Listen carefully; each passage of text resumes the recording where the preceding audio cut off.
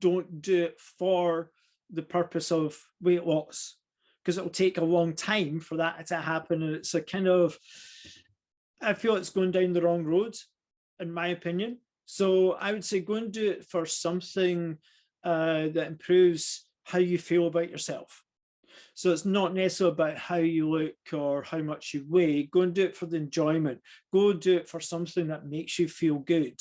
And as I touched on our mental health, I think it's exercise, being outdoors is important for our mental health as it is for our physical health.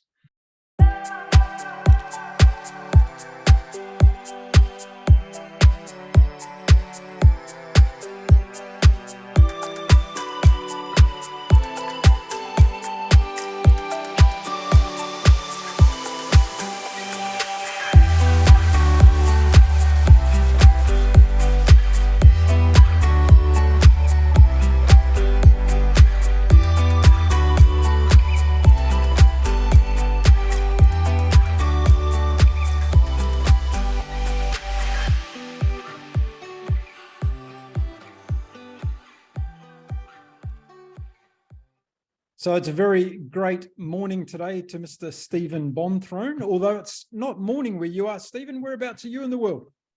I'm in Scotland, Perth, Scotland, and it's early afternoon.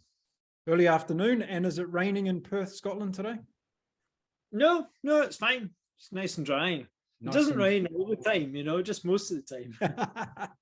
Cool. Well, listen, thanks for joining me today. We're going to be talking about one of our favorite pastimes, which is running, and all the things to do with that. In fact, you and I have just connected recently, and you have become one of my coaching team that's joined me on this journey that I'm on. So I want to, first of all, thank you very much for putting your hand up for doing that. It's a pleasure. And we're going to try and inspire lots of other people in this podcast today to get running and get moving, and more importantly. So first of all, tell us about your history with running and physical exercise and training. How did you get into all that? Well, growing up, I played football, soccer with my friends. My dad, he did some running just for fitness, and got him into, like I said, occasional runs, but I wasn't really that interested in it, to be honest. And growing up, I was watched the London Marathon on TV, and at the age of 26, I got a back problem. My back went out, and was prescribed strong painkillers and signed off work for 4 weeks. And I thought at that time, there has to be a better way of trying to solve this problem, because the drugs were fantastic. I could do backflips and anything, but as soon as the drugs were off, the problem still was there. And so while I was off, I'd watched the London Marathon on television, but never knew how to enter. And I happened to read a magazine where it said the entries were now open. And back then, this was 97, so it was before the internet took over. So you had to get a magazine from a sports shop and fill in a page, fold it up, tear it out, fold it up, stick your check in, and away you go. And so that's what I did. I thought, yeah, why not? I thought, that's the perfect target. I need something I thought, this is probably a fine opportunity to do something about my own fitness. So I signed up to put my entry in for London. Thought, never run.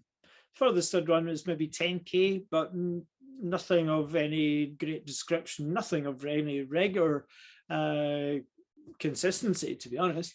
And so lo and behold, about a month later, a magazine came through the door saying that I got in first time. I thought, oh shoot, I'm going to have to start running now.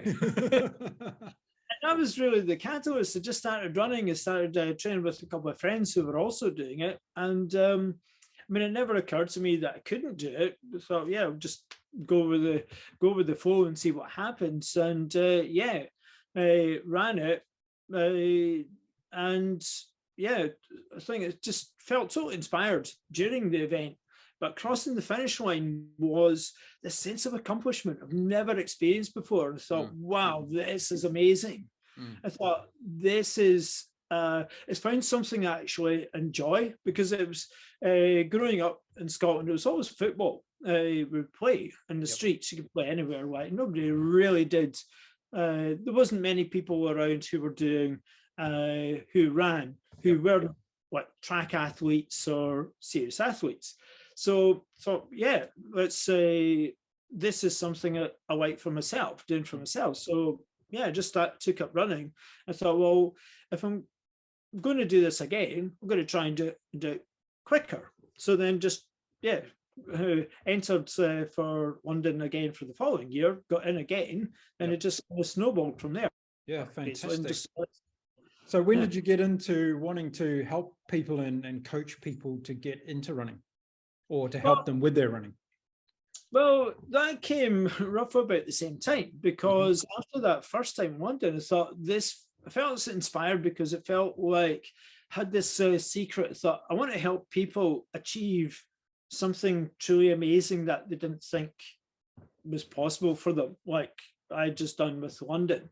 And that same sense of accomplishment, so I want to help people feel that as well, you know. And so at the time, I'd been looking around for kind of something to do with my career. What was I going to do? And then, yeah, after doing London again the next year, I thought, yeah, this is it. Then quit my job and trained to become a personal trainer. And through part of that was just teaching people how to run, helping people, inspire people get into running and do that. Whether it was to do 10Ks, marathons, events, etc. That was the way.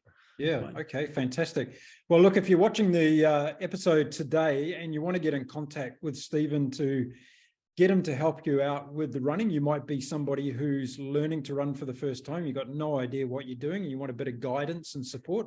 Stephen's a guy for that. I'm going to put Stephen's contact details in the description of this video today, so you can reach out to Stephen and have a chat, because that's the way that I did it with Stephen. And we got talking, and who knows, sooner or later, he's on board and he's helping you out to become a runner. Now, Stephen, why do you think a lot of people struggle when they first start running? A lot of people do it and they just go, oh, I hate this. It's no good. I don't like doing it. Well, it comes to the fundamental thing of we try to go too fast, too soon, because everything's about speed, everything's about intensity, etc. And every single person I see start running, and still see a lot of people to this day who are running regularly, they'll try to run too fast, and it feels hard, because exercise has been programmed into us that it should feel like hard work, and it should be all about, yeah, going for it, because our natural instinct is to run from A to B as quick as possible, but we can't compute how far we're running. It's all, and even actually now look at all the data on Strava, it's all about speed, pace. Let's say in social media, people are more interested in how far you run, how fast you ran, etc., what the pace was. But that's the big problem. That's where people struggle with, because either they're still trying to run too fast and they're trying to run too hard, or the intensity is too hard to try and do that, but nobody tells you how it should feel. And I think with seeing it across the whole fitness spectrum, if you go by how things feel, then it changes everything. And something that marathon training has taught me is about start with the finish in mind.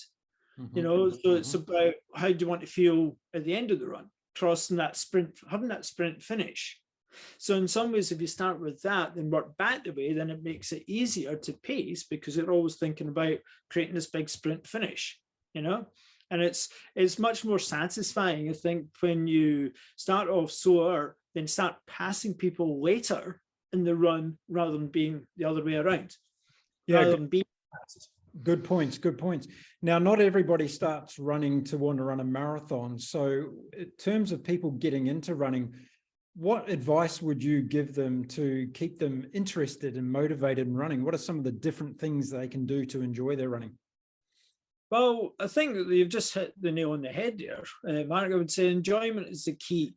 Think about, yeah, it's all about exercise should be enjoyable, something you look forward to doing.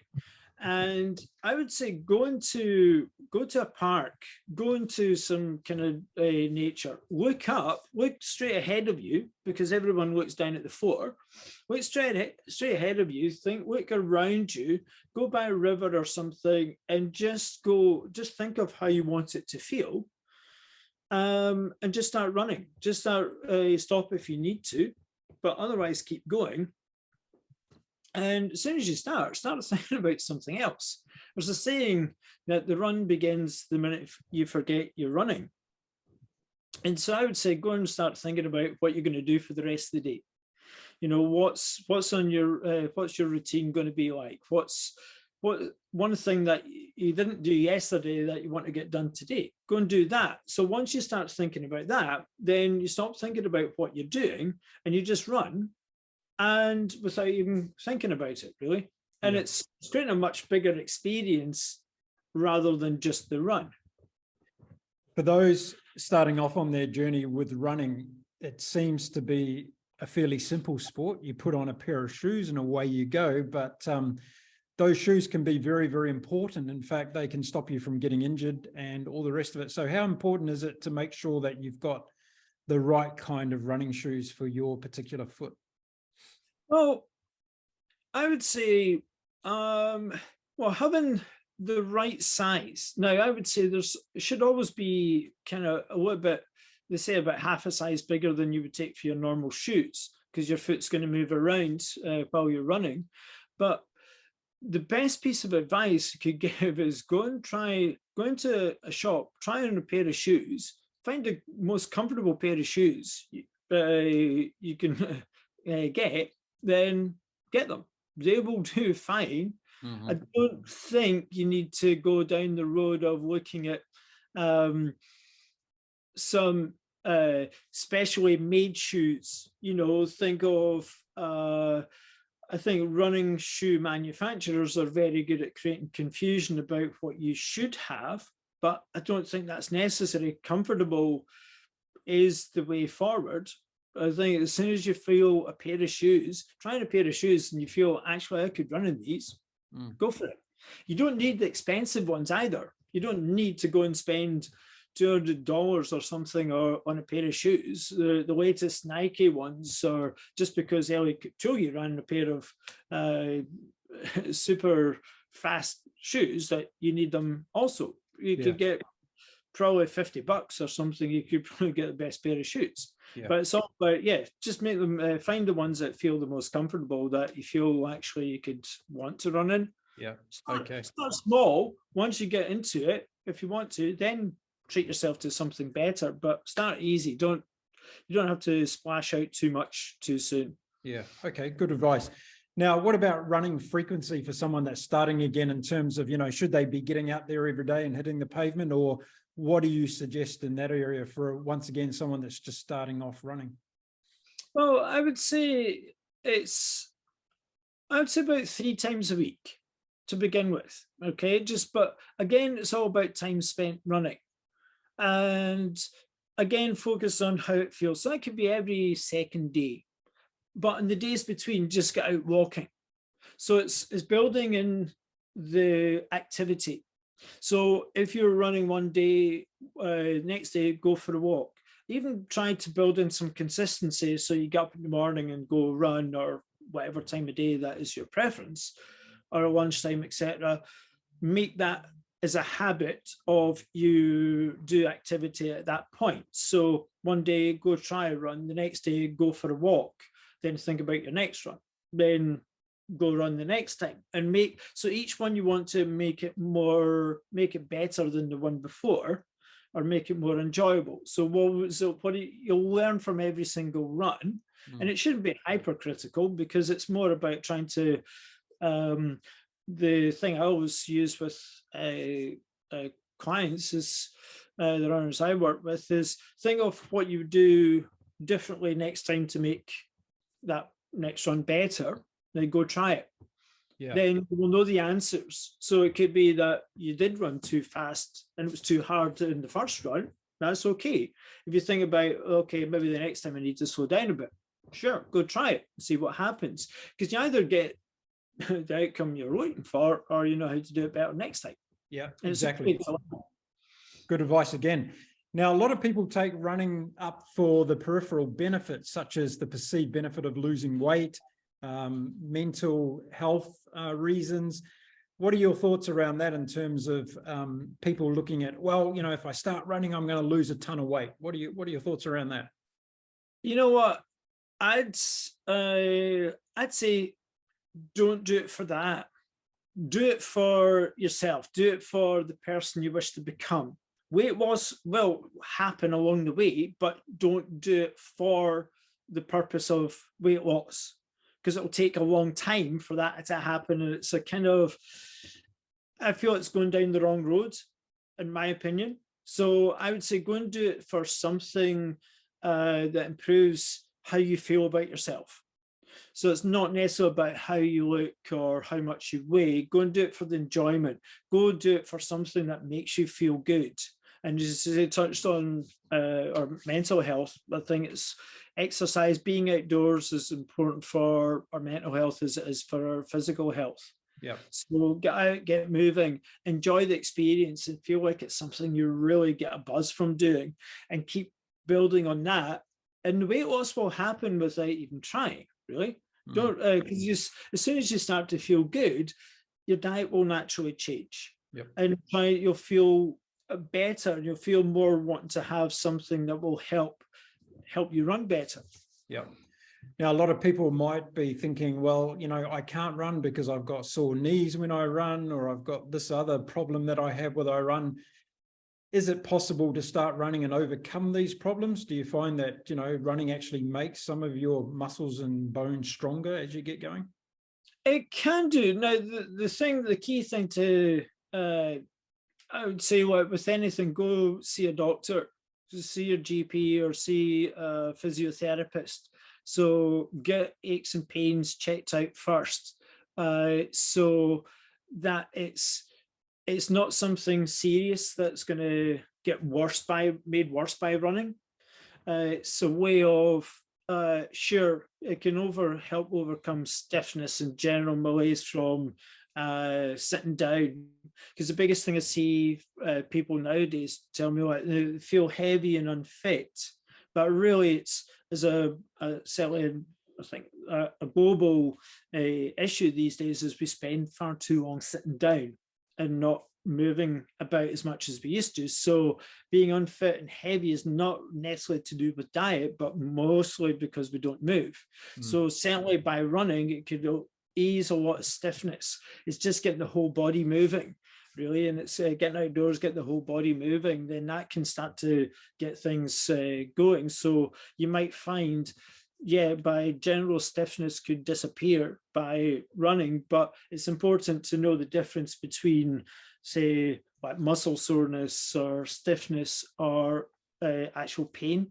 If you feel an actual pain, get checked out first of all. If it's regular soreness, muscle soreness, you could probably get rid of that by running. But as I say, it's best to get checked out first. Okay, good advice. Now, you've come on board to help me try and reach my goal, which is to become a world champion in age group for ultra marathon running. And one of the things that you're going to help me with is my mobility and flexibility. Let's talk around that and how important that is. You've just touched on in terms of, you know, people sitting all day long at computers and all the rest of it, but talk around some of the techniques of mobility and how easy it is for people to actually get some more mobility into their life. Well, the key thing here is, so coming back to a previous question about running too fast. Okay, so if your general consensus, if you want to get faster in running, you're going to do interval training, or you're going to try run harder, etc. Do speed work, hill reps, and what have you. But my belief is that only works to a degree. There'll be a natural plateau because within the limitations of how your body's moving. Now, by working on mobility, improving the range of movement, Imagine having a little bit more freedom of movement in the upper back. Imagine having a lot more freedom in your hips and feel like you've got springs in your shoes. So you can improve your speed by improving your mobility. And when you're improving your mobility with the design of running in mind, then you'll improve the efficiency. So you could run faster and feel like it's actually easier than how you're running at the moment.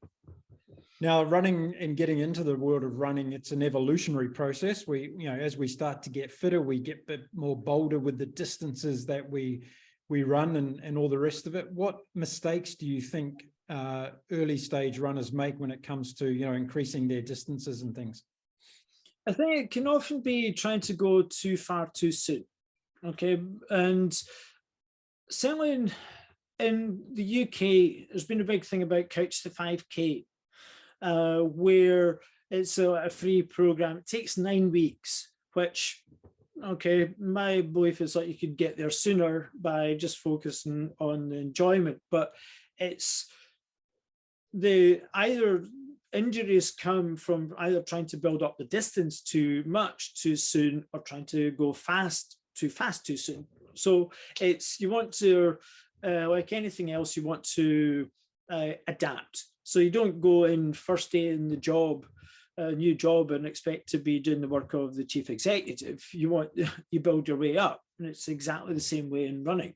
Just start getting to the set no targets, just go and get into the enjoyment of it, then build up gradually. So yeah, maybe about 10% of distance each week. But it's more about consistency, frequency, I would say, then gradually build up each week. But when you feel ready to, but again, it comes back to when you start with making it feel enjoyable, first of all. Always feel like you could finish each run, feel like you could either speed it up or you could keep going. When you get to that stage, it's a very powerful stage to get to. When you get to that stage, you feel you can do anything. Okay, let's talk about nutrition, because as you get fitter, it's important to be giving the body the right types of fuel. What mistakes do you see in clients that you get on board with, doing a lot of good work when it comes to the exercise, but they let themselves down when they get into the kitchen? Well, I think there's a lot of confusion out there. So either people are eating the wrong things, or either eating too much or not eating enough. Really. So again, I'd say without knowing too much about what everybody's different and what they're going to eat. So a lot of people are maybe fixated on how many calories they've been burning and think, okay, I need to burn, I just run I was just saying, like, run 5K and eat like it was a marathon, where I think actually, that 5K run burns same amount of calories as a donut, so therefore I can have a donut. It doesn't work like that. They're maybe eating the wrong things, eating too much sugar, which is probably not a great idea, because you're going to have a very short-term release of fuel, but release of energy. But it's having more looking for better options to give you a more sustained release of energy. Okay.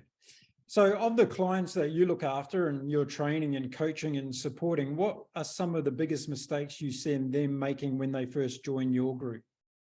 Again, it comes back to either a lot of people are maybe at the beginner stages, or they've had limited experience, so they're not entirely sure what to do. They've got an idea of what they maybe should do, but it lacks the structure.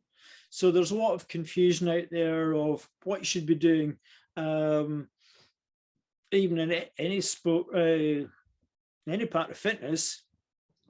There's a lot of confusion about what you should actually do, because right, should be doing hip training or weight training or this and this, which is all good and well, but it might not make any difference from what you're actually trying to do. So a lot of people are trying to do everything at once. So think, well, actually, let's scale this back and see what is necessary, what is important for individuals' goals, then design the things that will enable them to achieve those goals, and kind of block out the stuff. Just ignore the stuff that's actually not important, because that's could actually get in your way or take longer to achieve your goals. So that's good to hear, because you're customizing your solutions for your clients and you're understanding exactly where they want to get to with their exercise goals. Not a lot of people do that. They say, here's a standard plan, go off and use that for 12 weeks and you'll be fine. But you're actually saying that you customize your solutions depending on your clients.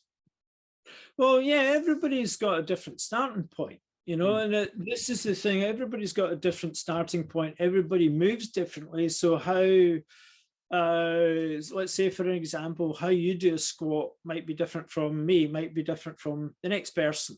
And likewise, your journey to get to the point, your starting point is going to be different. So a one-size-fits-all approach isn't probably going to work. You could look at pick out a program off the internet. There's loads of them around, a running plan. But again, it might not work for you to do pick out say a 3-hour marathon training plan. That might be really, really tough. It relies on you being able to do what they want you to do it well. So anybody could go and pick out take a 3-hour marathon plan off the internet, think I'm going to follow that, because by following that, I'll run a marathon in 3 hours. No, you're not. It relies on certain things that they don't tell you. So, and it's being able to match up the distances and the training, etc. But there's an easier way to do this. And this is where it comes back to designing the plan for you. That will help you get the things, do what you're doing better. Mm-hmm. And actually you could, with less, almost like quality, I believe in quality over quantity. So you can actually do less than maybe what's on that plan and do that and get that time and feel like it was a lot easier. Yeah, I understand. So look, over the years, there's been a lot of advancements in sports science and everything around nutrition to, we've got shoes now that have got carbon plates in and all these sorts of things. What have been some of the advances you've seen in the last, say, 5 years that are relevant to beginner runners? Has there been any breakthroughs that can really help beginner runners? I think I'm more old school, to be honest. I mean, there's lots of things that can be helpful. But again, with all that, I suspect, I would say things like Strava, just so you can measure what you're doing, but it's trying not to get bogged down with too much data and too many things. So I think the Whoop is, I don't have it myself, but it could be a good idea, because it tells you, it picks up your sleep as well and tells you maybe when you need to rest. So if you've been training hard, it'll tell you when to rest and when to exercise next. So it looks after the person rather than just the run this time, do the X, Y, and Z. That would be a better investment, I would say, than, say, a pair of shoes. You could get by without buying any tech whatsoever. Sure, a Garmin or a good watch, which would pick up like your speed, distance, and time, etc., can be good to gauge your progress. I would go with that, really, because I think the Garmin's probably the best thing. The carbon plate shoes, again, are very, very good, and you will run quicker, but it relies on your ability to run the way the shoes are trying to get you to run. So if you're a heavy foot striker, the shoes are going to wear out a lot quicker.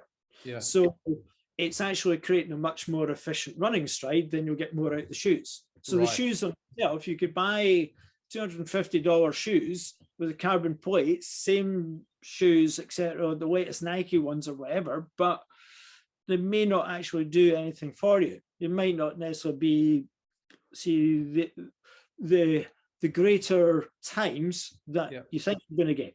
Yeah. Okay. Good points.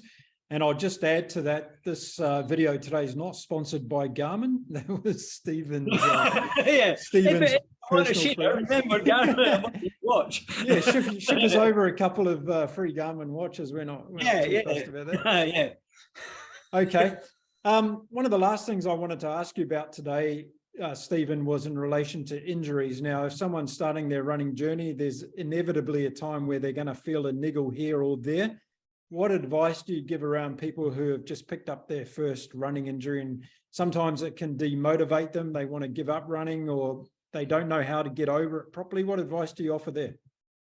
Well, again, for anybody listening, I would say go and get checked out. Physio or a podiatrist or something, go and see somebody about it and nip it in the bud. One of the common things that runners do is keep going. You think, actually, it's not bad, I'll keep going, but it doesn't get any better. In fact, it gets worse.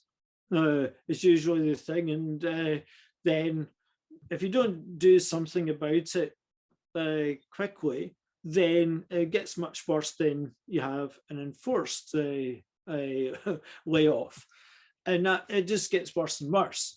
I mean, for me, I would say, like, get your body moving more, do some regular movement exercises every day, keep moving your body, dance around the house, actually, stick some music on, dance around the house. It'll start to loosen up your body, and you might be less susceptible to injury, because I think injury is more, you're either doing too much too soon, or you don't have the skill for what you're trying to do, or it's just simply bad luck. But if it is pretty bad, if it's impacting on how you're running, then go and see somebody about it. Yeah, really good advice there. Now, you and I are going to be doing a session tomorrow. I might take a couple of snippets from that and put it online as well, so people can see, one, how bad I am at mobility, and two, your expert and professional advice around that. So, Stephen, thanks very much for joining me today. Any last words for beginner runners out there who want to get off the couch and go and do their first 5K? Go do it. This sounds really cheesy, but go do it. But go for the enjoyment. Go and learn. Nothing will be perfect. You're not going to be perfect. Nobody's perfect when they start out, apart from me, obviously, but goes without saying. But go for the enjoyment, learn from it, and think of how you're going to do better next time. Don't worry about the distance. The 5K, 10K, the distance isn't important. Neither is the speed or the time.